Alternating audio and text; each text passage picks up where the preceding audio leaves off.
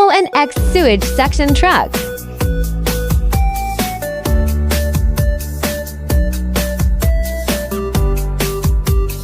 One operation of vacuum pump.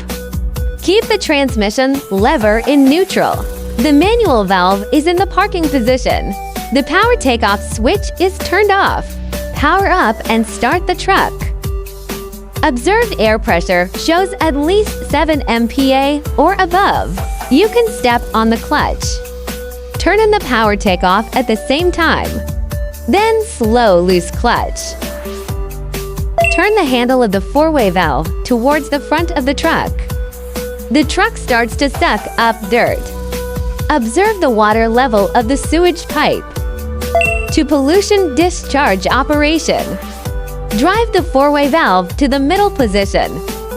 It is strictly forbidden to hit the rear of the truck. Open the tank back door. Tank lift.